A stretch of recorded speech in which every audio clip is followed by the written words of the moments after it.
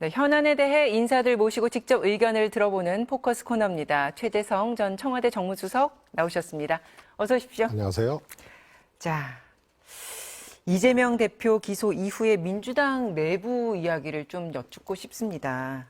일단 이번 기소가 부당한 정치 탄압이라고 판단해서 대표직을 유지하도록 한 이 당론에 대해서 수석님도 동의는 하시는 거죠? 그렇습니다. 제가 2015년이죠. 민주당 사무총장 때 만들었던 규정이에요.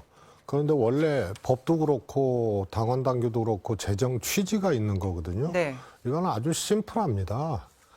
돈 받은 사람 이런 부정부패는 기소와 동시에 중지한다. 요거거든요. 네. 그걸 이제 이재명 대표가 취임하고 단서 조항, 예외 조항 3항을 둬서 정치 탄압일 경우 예외로 한다는데 사실 그거 필요가 없는 걸 신설을 한 거예요. 그냥 재정 취지로 봤을 때는 정치 자금이나 금품 수수하고 뇌물 받고 이런 거는 안 된다. 이런 취지인데 사망을 불필요하게 그냥 넣으면서 오히려 논란이 격화된. 그래서 이번에도 당연히 그것은 해당 사안이 없기 때문에 이재명 대표의 당대표직은 유지될 수밖에 없는 해석이 맞는 겁니다. 그냥 원론적으로 생각해도 뭐 이번 같은 경우는 당연히 당대표직을 유지하는 게 맞다 이렇게 보시는 거고, 근데 일각에서는 어쨌든 절차상의 하자에 대한 지적이 나오긴 했습니다. 그러니까 어제 전해철 의원이 나는 절차적인 문제를 지적하면서 퇴장을 했었는데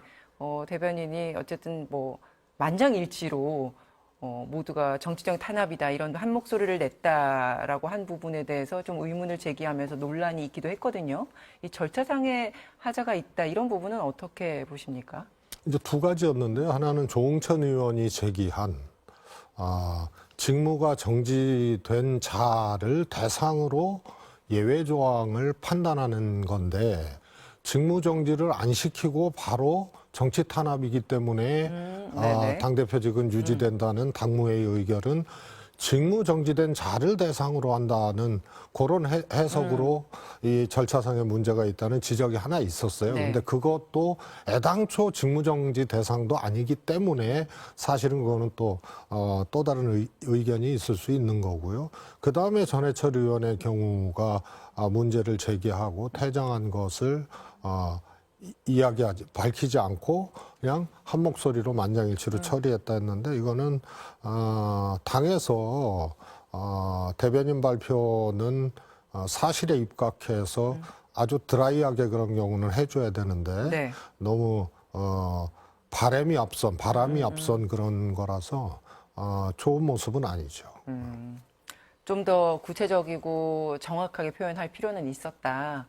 그렇습니다. 어차피 밝혀질 거고, 그 다음에 정확하게 전달을 해야 되는 거고, 또 이렇게 어려운 상황에서는 그런 거 하나하나가 또, 일종의 이제 불신으로 또, 더 깊어질 수가 있기 때문에, 조금 조심해서 될 부분들이죠.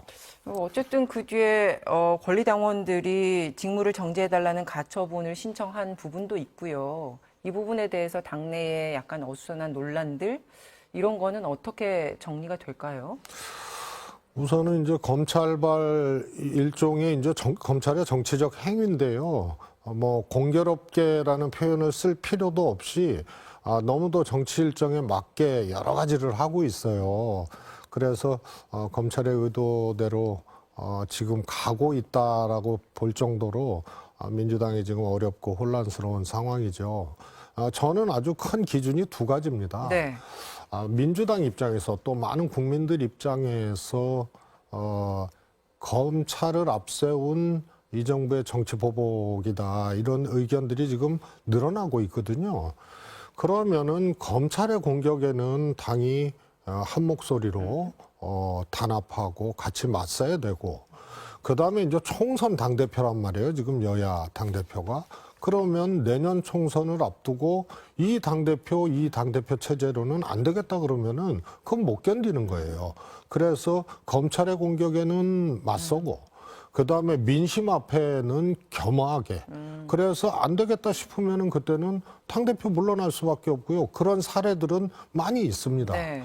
과거에 문재인 대표도 하여튼 이 거의 분당 사태가 일어났고 그래서 그런 방식으로는 총선 치르기 어렵다고 해서 물러나셨던 거고 심지어는 합당한 적도 있고 그 당대표의 그 당만으로는 안 되니까 합당한 게 김한길 안철수 대표 합당이었고 정세균 열린우리당 마지막 의장은 열린우리당으로 총선 안 되니까 2007년도에 열린우리당을 해산했어요.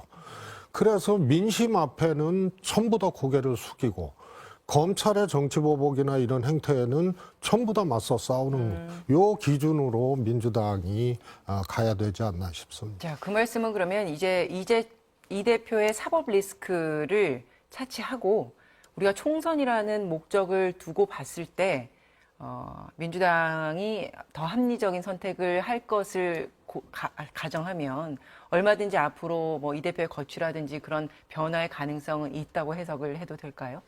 저는 그거는 못 빼기는 거예요.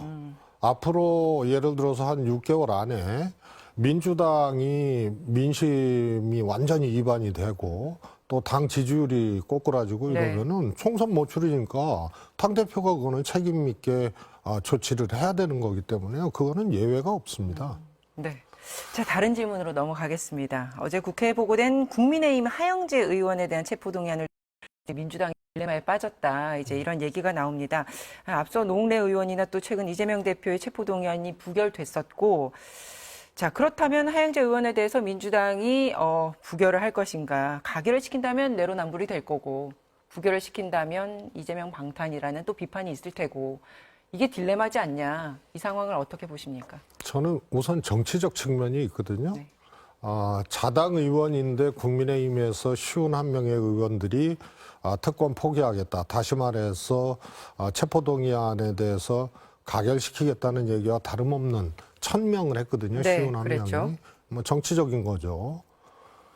체포동의안의 내용을 보고 이거는 검찰이 부당하게 했느냐 혹은 과잉이냐 이런 것을 파악을 해서 그렇다면은 부결을 시켜야 되고 상당 정도 이거는 인정이 된다 그러면은 가결을 시켜야 되는 건데 네. 정치적으로 우선 그 시비나 유무를 따지지 아니하고 51명이 그렇게 한 거는 지금 국면에서 어떻게 보면 야당에 대한 공격이죠. 그다음에요. 이 하의원하고 이재명 대표의 문제를 정치적으로 수평적으로 이렇게 묶는 것은 우선 조금 맞지 않는다 이런 생각입니다. 그동안 국회에는 많은 체포동의안이 올라왔습니다. 가결된 것도 많고요. 부결된 것도 있습니다. 그런데 그게 다 사안에 네. 검찰 수사의 적절성, 그다음에 상당 정도의 이제 증거 능력, 신빙성 이런 것을 놓고 판단을 하는 거기 때문에요. 이재명 대표의 경우와 하의원의 경우는 하의원이 그런 점을 검찰이 충분히 입증을 했느냐를 보고 네. 상당한 사유가 있다 그러면은 그거는 가결을 시켜야 되는 거죠. 자, 그러면 이 건과는 별개로 수석님께서는 기본적으로 국회의원의 불체포 특권 포기에 대해서는 어떤 생각을 갖고 계십니까? 우선은 그러려면 검찰의 정말 무소불위의 권력이죠. 그것을 균형 있게 분산을 시켜야 됩니다. 그게 검경 수사권 조정이었고 검찰의 비리나 검찰의 잘못은 어디서 기소할 데가 없어요. 기소 독점권이 검찰에 있으니까. 그래서 공수처를 만들었는데 공수처가 상당히 흔들리고 있잖아요. 그래서 불체포 특권이라는 것이 원래 이제 탄생된 동기가 국회의원의 의정활동이 권위주의 정권이나 여타의 요소에 의해서 침해받지 않고 소신껏 할 수 있도록 하기 위한 조항이었는데 네. 마치 이것이 국회의원들이 범죄를 저지르고 방탄하는 수단, 또 은거하는 이런 보호하는 수단으로 또 작동되는 경우들도 있죠. 네. 그래서 이것이 전제 조건이 있는데 검찰이 무소불위의 권력을 가지고 정치적 행위를 하거나 이 타당하지 않는 수사를 하거나 특히 야당에 대해서 그런 보복적 수사를 하거나 이런 경우가 잘 정리가 되지 않으면 네. 다시 말해서 권력구도 개편을 통해서 안정적으로 그런 시스템들이 정착되지 않으면 불체포 특권 폐지는 애당초 지금 상황에선 필요가 없는 것이나 그것과 연관이 돼 있기 때문에 함께 봐줘야 될 문제다 이렇게 봅니다. 네. 자, 그러면, 아까 말씀드렸던 하영재 의원의, 체포동의안이 표결에 붙여지면, 아까 그렇게 그 논리라면 민주당이 전체적으로 이 국민의힘이 어떻게 하든 거기에 대응하지 않고 각각 민주당 의원들 자체의 판단으로 부결을 할지 가결을 할지 판단해야 된다고 생각하십니까? 저는 이재명 대표의 체포동의안 있지 않습니까? 지난번에 네. 왔던. 우리가 30명 이상이 기권 내지는 가결표를 던졌다는 이제 분석 아니에요. 그런데 사실은 이재명 대표의 사법 리스크에 대해서 우려하고 소위 말해서 이런 목소리를 내는 비명계 의원들은 훨씬 더 많거든요. 네. 근데 그때 체포동의안 넘어온 게 너무 엉터리였어요. 그래서 비명계 의원들까지도 야, 이거는 검찰이 너무했다. 대표적으로 이상민 의원이 그랬죠. 그럴 정도로 부실한 수사였고 따라서 이것은 범죄를 만들기 위한 그런 정치적 수사였다는 판단들을 했었거든요. 네. 하영재 의원의 경우에도 그런 경우라면 민주당 의원들도 수사가 부실하거나 혹은 증거가 불충분하거나 과도한 수사라고 판단이 되면 부결시킬 것이고 그건 뭐 국민의힘 의원들도 그런 기준으로 판단을 해야 되는 거죠. 알겠습니다. 다음 주제 넘어가죠. 자, 윤석열 대통령이 직접 한일 관계에 대해서 그 대국민 설득을 사흘 전에 직접 나와서 했습니다. 거기서요, 이 전임 정부가 수렁에 빠진 역대 최악의 한일 관계를 방치했다. 또 눈앞의 정치적인 이익을 위해서 편한 길을 택했다. 자, 이런 표현으로 전임 문재인 정부를 강하게 비판을 했는데 이제 청와대 수석을 그 시점에 지냈던 입장이시니까 이 부분을 어떻게 보셨는지를 여쭙고 싶어요. 우선 제가 이제 20대 국회의원 보궐선거로 다시 국회에 오고 그리고 일본 경제보복 대책특위위원장을 민주당에서 맡았고요. 또 그 뒤로 정무수석 할 때까지도 이 문제가 해결이 안 돼서 청와대에 있으면서도 관심을 받고 이제 함께 해결하고자 노력했던 그런 시간들이었습니다. 네.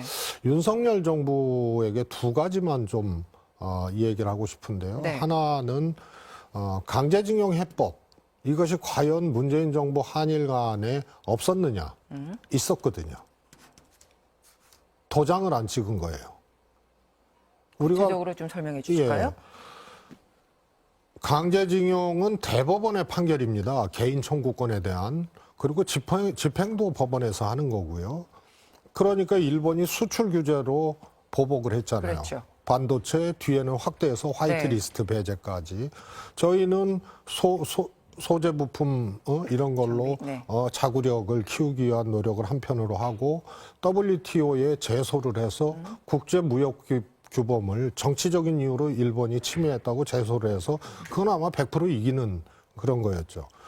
그리고 지소미아까지 우리가 대응책을 내놨어요. 그래서 양국 간의 긴장 관계, 이런 관계는 꽤 긴 시간 지속이 됐는데 그렇죠. 문재인 정부 후반기에 네. 제가 정무수석 할 때죠. 국제사회에 일본과 외교적으로 이 문제를 풀어야 된다는 메시지를 계속 던지고 실제로 전권을 가진 한 라인을 가동을 해서 많은 접촉을 해서 거의 합의를 했습니다. 그러셨군요. 윤석열 정부 이거요.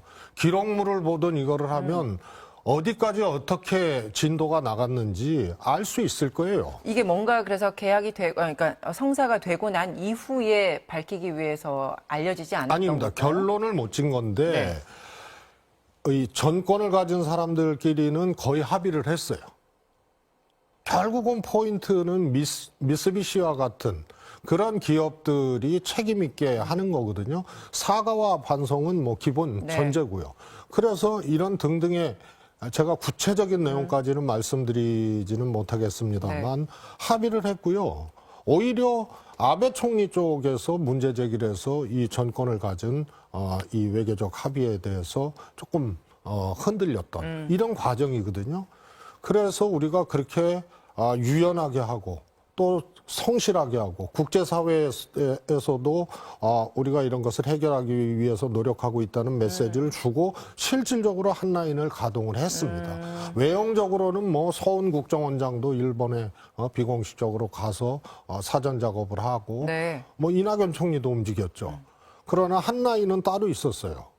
그래서 이런 것을 윤석열 정부가 인수인계를 받았거나 잘 파악하고 있으면 이번처럼 이렇게 퇴행뿐만이 아니고 완전히 무릎 꿇고 그냥 진상을 해버리는 이런 합의는 없었을 것이다. 그다음에 또 하나 주목할 것이 이번에 한일 정상회담하고 일본의 공식 브리핑을 관방장관이 하잖아요. 네. 내각의 사무총장격인데 이 관방장관 브리핑 내용에 주목할 것이 독도가 하나 있었고 그래서 지금 요란하죠.